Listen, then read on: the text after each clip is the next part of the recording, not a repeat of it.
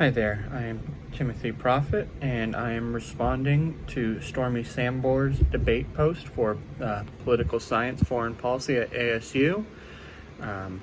They argued that the United States should not have dropped the nuclear bomb on Hiroshima and Nagasaki.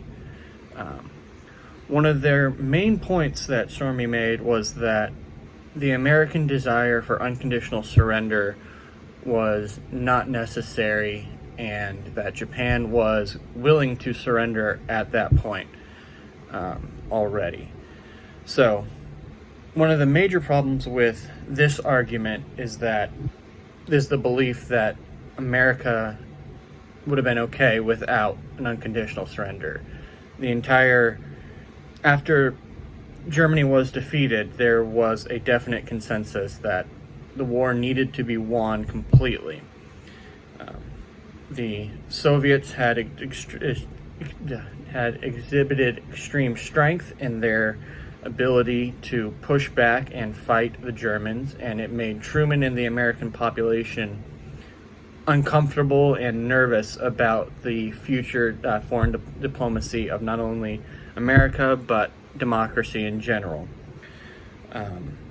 Truman wanted to demonstrate to the United States citizens that their efforts and sacrifice in total warfare would be worth it.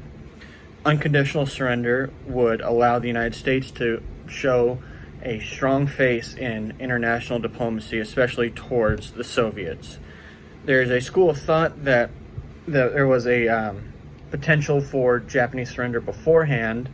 However, this probably would have gone through a proxy with the Soviet Union, and the United States would lose face in that argument. By allowing the Soviets to broker a peace between America and Japan, it would put it in an already weak position for further negotiations and interactions between the United States and the Soviet Union. Also, the United States desired unconditional surrender because the Soviets were so strong at that point. The Soviet threat was all-encompassing, considering that the Soviet Union stretched from west to east. The United States needed a strong eastern position with which to contain the Soviet Union's following Truman's containment policy.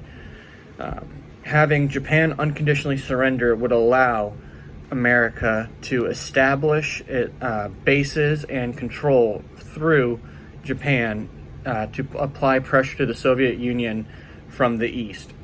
It also, being an island nation, would allow the United States to have a fairly secure position with which to send out its navies and its military while being off the coast and away from land invasion.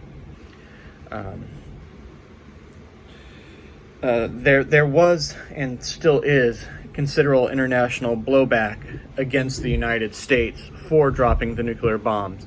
However, at that time, the threat of international blowback was not as important, considering the total destruction that had been faced across the globe by the war.